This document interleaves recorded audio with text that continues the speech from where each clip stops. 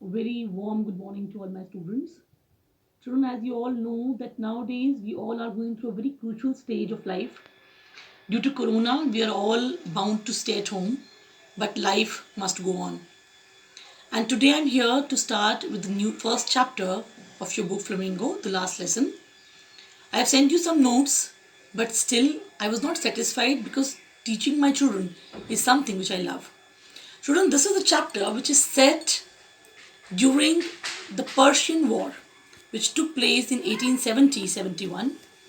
In this war, French army was defeated by the German army. Germans were under the leadership of Bismarck, and during this war, when French army was defeated, two districts of Alsace and Lorraine were captured by the German army. And as you all know, that whenever a country is defeated by a particular country, always the victorious country tries to dominate the defeated country through its culture, language, literature, and all the other aspects in order to dominate them. Now, in this chapter, the writer, the the person who has written this chapter, Alfonso Dore, he was basically a French writer, and he was a journalist. He started journalism for the purpose of just earning a living. He wrote a few books in poetry also. His book is famous, which is named as Les Amours, and he started journalism with the aim of earning some money because he was not having a very good life at that time. Now, children, we'll start with the text part. I'll take each and every sentence and try to explain it to you, and I'll give you the meanings of some new words also. Let's start with the text.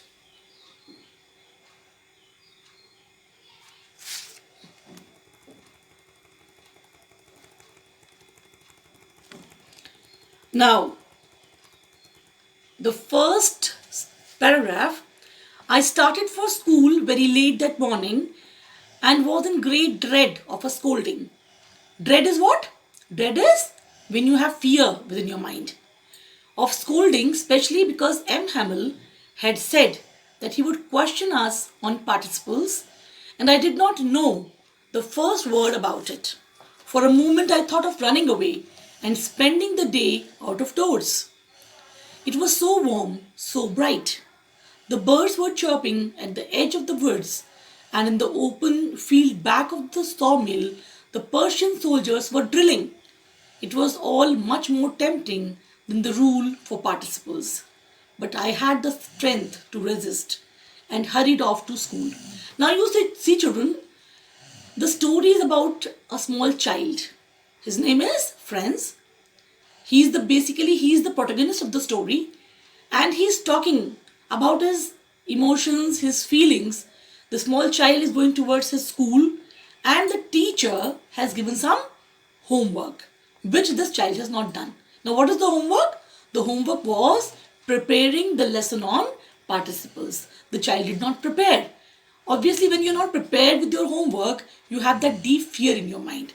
The child was fearful of going to school. Now, what happened? He is fearful that probably when he has not done his work, the teacher would scold him. And what is the name of the teacher? Mr. M. Hamel.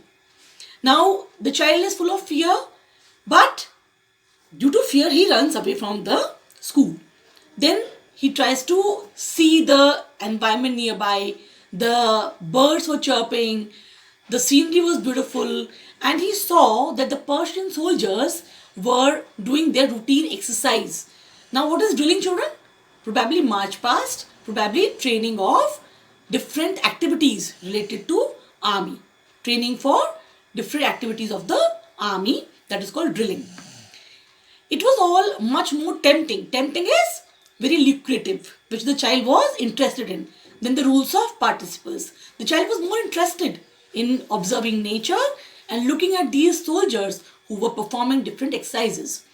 But he had the strength to stop himself from all these things, and he started moving towards his school. Although he was late, but still he moved towards his school. Now the next paragraph. When I passed the town hall, there was a crowd in front of the bulletin board. For the last 2 years, all of our bad news had come from there. Why is it moving away? The lost battles, the draft, the orders of the commanding officer, and I thought to myself without stopping, what can be the matter now? Now the child is wondering.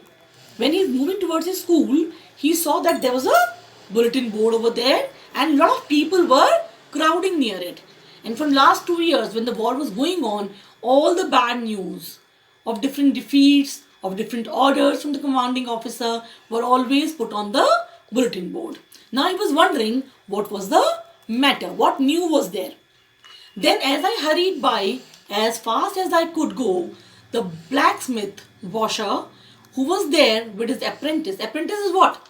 The different equipments which you need as a blacksmith. Reading the bulletin, called after me. That particular person, he called the child Franz. Don't go so fast, Bub. You'll get to your school in plenty of time. He said that you don't hurry up. There's plenty of time. You'll reach your school well before getting late. I thought he was making fun of me and reached M. Hamel's little garden all out of breath. Now the child, he hurried up towards his school where Mr. M. Hamel was teaching, and when he reached there, he was completely exhausted, which has been said as all out of breath. All out of breath means he was completely exhausted, probably because he was running very fast. Usually, when school began, there was a great bustle. Bustle is what? Noise, A lot of noise is there because of activity, excited activity that creates noise. That is called bustle, which could be heard out in the street. The opening and closing of desk, lessons repeated in unison. Now children, they keep on opening the desk, closing it. Now they're moving here and there. All this sound could be heard in the street. Then lessons repeated in unison. Unison is all together. When you do some sort of activity all together, which happens together, that is called unison. Now, the fact of two or more things being happening together or being done together, that is called unison. Now, very loud with our hands over our ears to understand better, and the teacher's great ruler rapping on the table. Now, rapping on the table means the teacher was striking the ruler on the table again and again. But now it was also still. But that particular day, when Franz hurried up towards his school, he was late, things were different. Everything was very still, everything was very peaceful, there was no sound. It was a very peaceful atmosphere that day. I had counted on the commotion. Counted on the commotion? I was depending on the commotion. Commotion? The movement, the sound, the disturbance. To get to my desk without being seen. Now, whenever it was a normal day and he was late, he used to depend on the movement, on the disturbance in the class and get to his desk. But this particular day, it was something different. He was not able to get without being noticed. But of course, that day everything had to be as quiet as Sunday morning. Things were different this particular day. Through the window, I saw my classmates already in their places and M. Hamel. M. Hamel is who? He's the teacher. Walking up and down. Up and down is what? To and fro. Up and down is to and fro. With this terrible iron ruler under his arm. I had to open the door and go in before everybody. Now, before everybody, now he was being noticed by everybody. Because this was the day when things were different. There was no noise. There was no commotion. And everybody observed him entering late inside the class and moving towards his desk. You can imagine how I blushed and how frightened I was. Blushed? He was full of shame. He was hesitant and he was frightened. Why? He was expecting that his teacher would give him a good scolding. But nothing happened. M. Hamel saw me and said very kindly, "Go to your place quickly, little friends." Now this was very shocking for the child. He was expecting the teacher to scold him. But the teacher was very polite. The teacher was very gentle. And he very gently said to the child that you please move to your seat.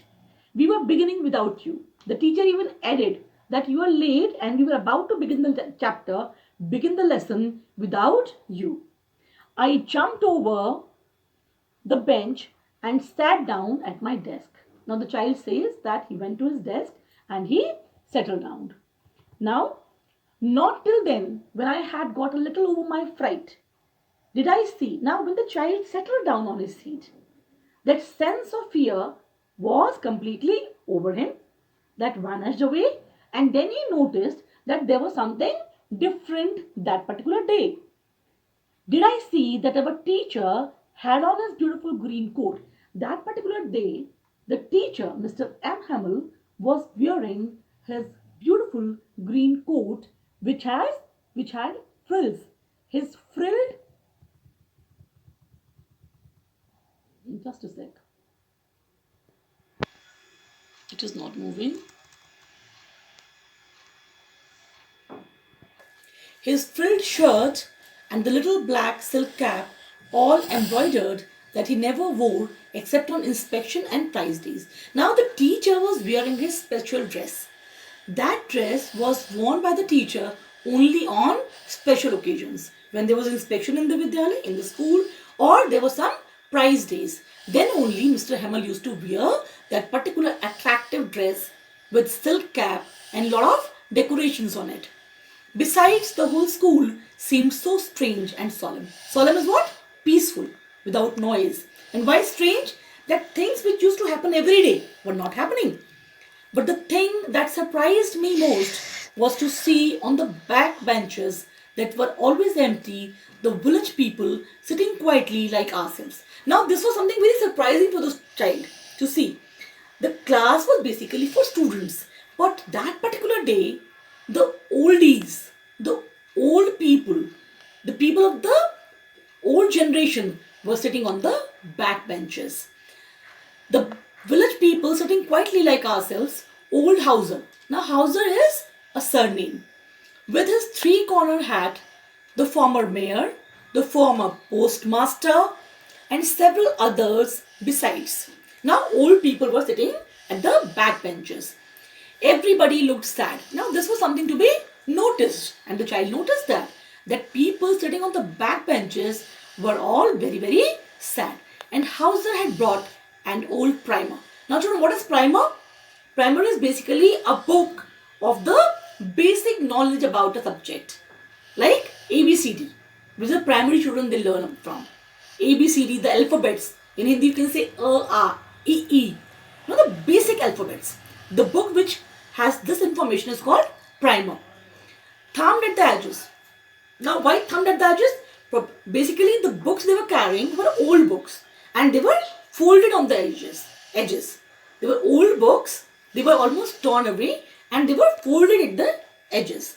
And he held it open on his knees with his great spectacles lying across the pages. And with his spectacles he was looking at the book. While I was wondering about it all, Mr. Hamill mounted his chair, he sat on his chair. And in the same grave and gentle tone, grave, serious, gentle, very kindly, very gentle, very softly, which he had used to me, said, "My children, this is the last lesson I shall give you." Now the teacher, he announced that particular chapter, that particular lesson was the last one, which he was going to teach them that particular day. The orders has come from Berlin to teach only German in the schools of Alsace and Lorraine.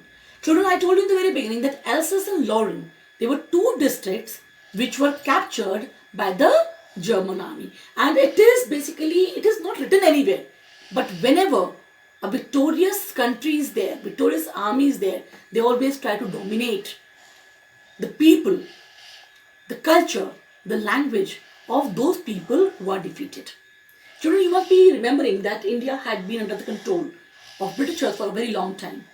And when Britishers were ruling over here, what they did? They started ruling us, dominating us and influencing us by their language, by their culture. And today, it is something ironical. We all want to learn English. We want to be expert in this language. But if we really Think about it. It came to us when we were under the British rule. And it is going on and on. The new master comes tomorrow. Now, Mr. M. Hamill, he announced that from the next day, a new master would come to teach them, and he would be teaching them German, not French. This is your last French lesson. I want you to be very attentive. Now, the teacher announced that this is the last lesson of French language which he was teaching them, and he wanted them to be very, very attentive and alert. What a thunderclap these words were to me. Now, thunderclap, it was very strange, it was very shocking, he never expected it, and it came as a surprise to him. It was a surprise, unexpected surprise to him. He was not expecting it. He was shocked, he was bewildered, he was completely confused. Oh, the wretches. That was what they had put up at the town hall. Now he came to understand. Now he understood that that was the bad news which was being read by the people on the bulletin board outside the school premises. My last French lesson. Why? I hardly knew how to read and write French. Now the child was full of agony, sorrow. He was feeling bad that he never really bothered about learning his own language. My last French lesson. Why? I hardly knew how to write. I should never learn anymore. I must stop there. Then, now he was contemplating, he was thinking, he was worried. Now this is the last lesson the teacher is teaching. And after that, they will be under the control of the German army and they'll be forced to learn German. Oh, how sorry I was for not learning my lessons. Now he was feeling sorry for seeking birds' eggs. Seeking birds' eggs? For just loitering here there and searching for birds' eggs or going sliding on the Saar. Now what is Saar, children? Saar is the name of a river. And children, they used to just move here and there on the bank of the river. My books that had seemed such a nuisance a while ago, so heavy to carry, my grammar and my history of the saints were old friends now, and I couldn't give up. Now the child says that all my books of history and grammar, they were never liked by me. Now when my teacher told us that that was the last lesson of French language, I felt that they were like my old friends and I was not in a condition to give them up. I wanted to learn them. I wanted to learn them again and again. And M. Hamill too, the idea that he was going away, that I should never see him again, made me forget all about his ruler and how cranky he was. Now the child says, he's emoting. He says that he never liked the teacher. The teacher was very strict. He used to use his ruler to sometimes physically punish the children. But now the child confesses that now he started liking the teacher also. And the fact that the teacher was very, very strict was not under consideration. Poor man, it was in honor of this last lesson that he had put on his fine Sunday clothes. And now I understood. Poor man, it was in honor of this last lesson that he had put on his fine Sunday clothes. And now I understood why the old men of the village were sitting there in the back of the room. It was because they were sorry too that they had not gone to school more. Now people who were sitting at the back benches, they were also repenting. They were feeling sorry that they never paid attention to their native language, French. It was their way of thanking our master for his 40 years of faithful service and of showing their respect for the country that was theirs no more.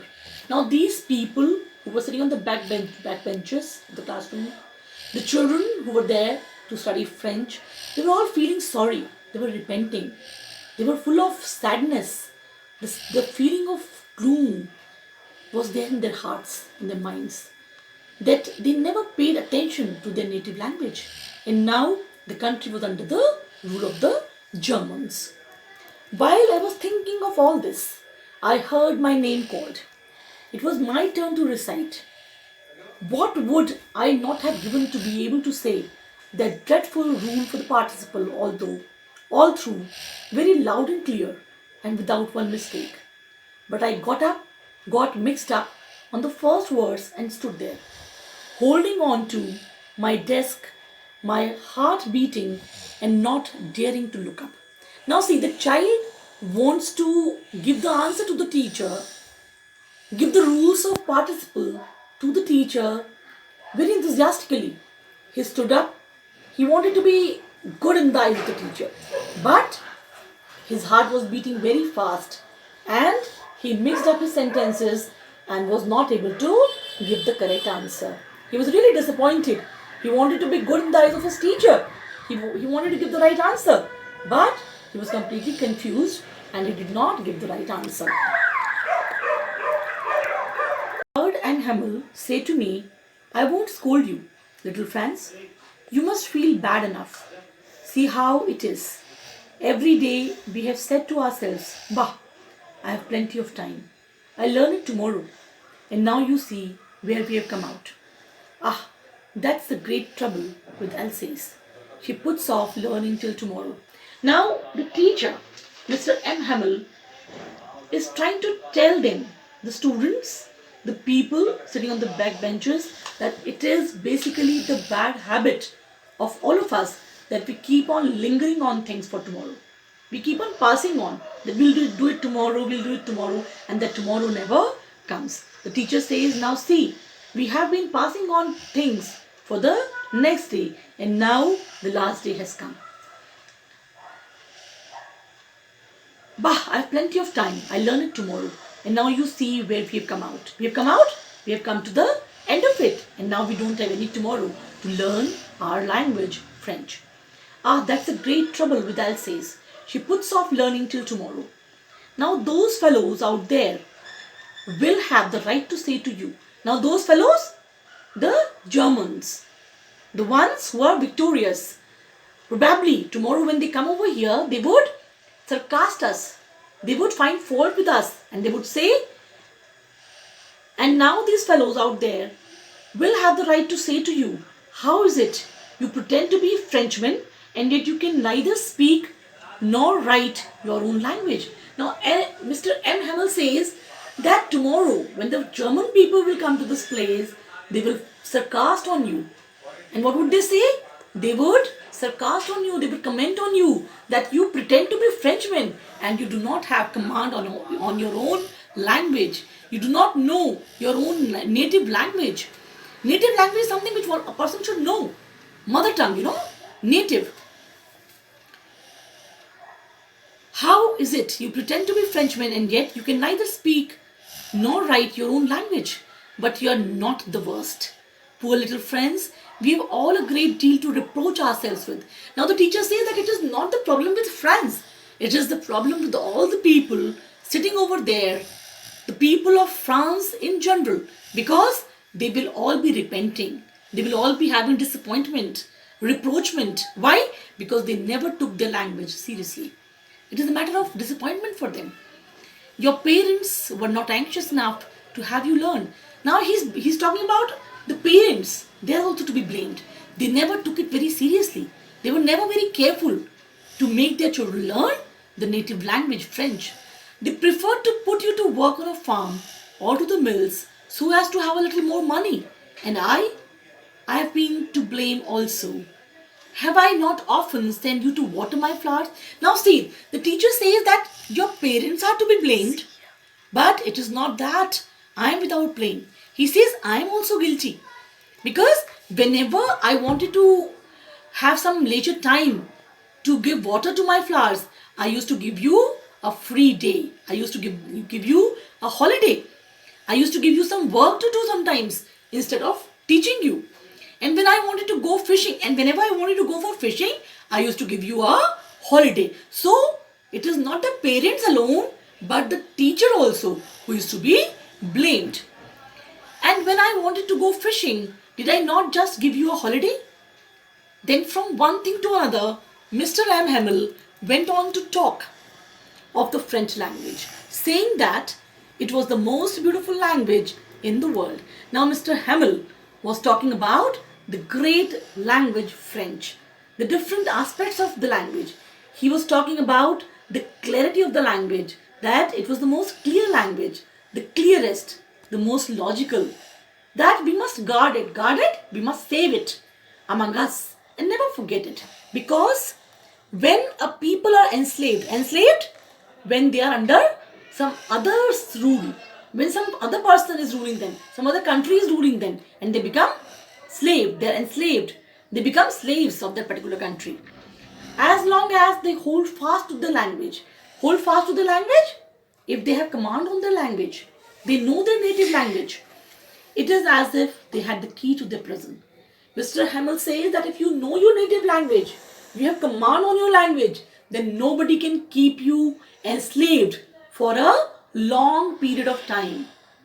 If you have command on your language, it is very sure that you will be out of this prison at the earliest. Then he opened a grammar and read us our lesson. I was amazed to see how well I understood it. Now the child's friend says that it was amazing, it was surprising. He was himself shocked that he was able to understand the language so well that particular day. Because the reason was he was concentrating. He was paying attention. Before this day, he never took it seriously. He never paid attention to the classes. He never paid attention to what the teacher was teaching to him. This was the first day when he was listening carefully to what his teacher was teaching. Then he opened a grammar and read us our lesson. I was amazed to see how well I understood it. All he said seemed so easy, so easy. I think too that I had never listened so carefully. Now the child is confessing. He says that the fact was I never paid attention to my teacher. My teacher was teaching every day, but I was not attentive. And that he had never explained everything with so much patience. Now he's talking about the teacher also. That the teacher was also not that patient every day.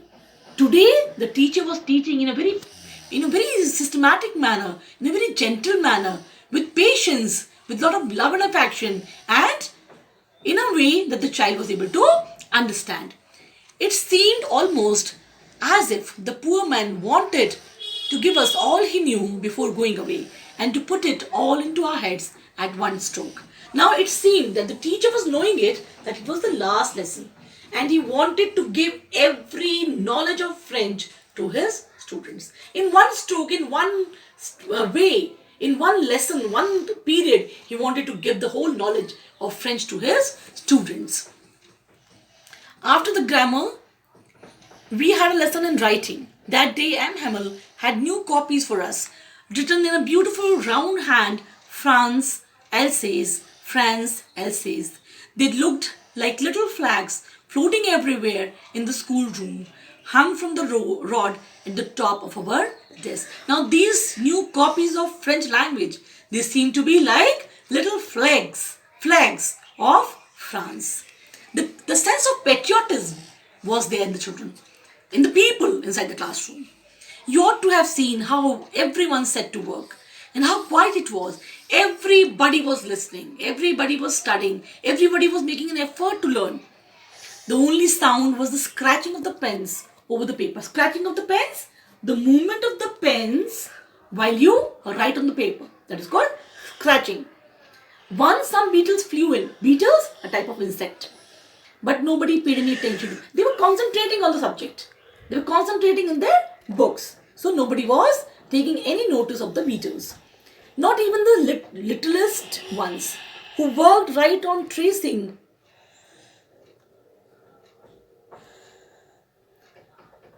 Not even the littlest ones who worked right on tracing their fish hooks. The small children in the classroom, they were just tracing. As if that was French too. On the roof, the pigeons cooed very low. Now there was sound of pigeons cooing on the roof, and the pigeons cooed very low. And I thought to myself, will they make them sing in German, even the pigeons? Now, this is something very important. The child says that, of course, the people of France from the next day will be under the rule of the German army. But are they going to rule nature also? The animals, the birds, nature, Is that going to be under the control of Germans? Are they going to force the animals also, the birds also? Are they going to be enslaved? Whenever I looked up from my writing, I saw M. Hamel sitting motionless in his chair and gazing first at one thing, then at another, as if he wanted to fix in his mind just how everything looked in that little schoolroom. See, children, Mr. M. Hamel has taught for such a long time, 40 years. All the things in the classroom were a part of his memory. He was becoming nostalgic. He wanted to capture everything in his mind. He was looking at everything with so much of emotion. As if he wanted to fix everything in his mind, in his brain forever and ever. Just how everything looked in that little small room, schoolroom. Fancy, for 40 years, he had been there in the same place, with his garden outside the window and his class in front of him. Now, for 40 years, he had been teaching in the same classroom, and everything was very, very important for him. He was thinking that from the next day, when he'll not be there in the class, these things, these benches, this chair, these different aspects of the classroom will be a part of his memory forever and ever. Only the desks and benches had been worn smooth. Now, why do you think the benches are smooth now? Why they have been worn smooth? Obviously, because children are sitting on these desks and benches every day. So, by the passage of time, they have become smooth. The walnut trees in the garden were taller. Time has passed by, and the trees have grown taller. And the hop vine that he had planted himself twined smooth about the windows, twined, coiled about the windows to the roof. How it must have broken his heart to leave it all. Now he is leaving everything. He has to leave the country, poor man, to hear his sister moving about in the room above. Now, above the classroom, sister of Mr. M. Hamel was packing the bags, packing their trunks, for they must leave the country next day. But he had the courage to hear every lesson to the very last. But the teacher was very patient. He, he made it a point that he heard the lesson from each and every student of his classroom. After writing, we had a lesson in history, and then the babies chanted their ba, be, by, bo, boo. Down there at the back of the room, old Hauser had put on his spectacles and, holding his primer in both hands, spelled the letters with them. You could see that he too was crying. His voice trembled with emotion. Trembled? As if it was not very clear. It was shivering. The voice was not clear. It was shivering voice. It was trembling voice. It was so funny to hear him that we all wanted to laugh and cry. Now the child says that that old fellow, Mr. Hauser, was crying out of emotions, and his voice was shivering, it was trembling. Ah, how well I remember it, that last lesson. The child confesses that he remembers that last lesson even long after. And at once the church clock struck 12, then the Angelus. Now, all of a sudden, they heard the voice of the church clock. It was 12 o'clock, and they all had their prayers. At the same moment, the trumpets of the Prussians returning from drill sounded under our windows. Now, the sound of the instruments. Trumpet is an instrument which is used while doing drilling, practicing, exercising by the army people. Exact meaning according to the Oxford Dictionary. I'm giving you to write it down somewhere if you wish to. I'll note it down for you people. But at the same moment, the trumpets of the Persians returning from drill. Now, trumpet is what? It is basically an instrument made of brass which is having a flared end. A brass instrument used for music, and during drills it is used. It is having a flared end made of brass. That is called trumpet. Sounded under our windows. M. Hamel stood up, very pale in his chair. Now, Mr. Hamel, he was having a very, colorless skin at that time. Maybe because he was very sad, he was very much disturbed. He stood on his chair. I never saw him look so tall. Now the teacher was standing on the chair and he looked very, very tall. My friends, said he. I. But something choked him. Now why choked him? Because he was full of emotions. When you are full of emotions, you are sentimental. You're not able to emote properly. And your voice becomes choky. So his voice choked. He could not go on. Then he turned to the blackboard, took a piece of chalk, and bearing on with all his might, strength. He was trying to, gather his strength. He wrote as large as he could. Vive la France. Long live France. France, amar rahe. Then he stopped and leaned his head against the wall. He leaned towards the wall and his voice was choking.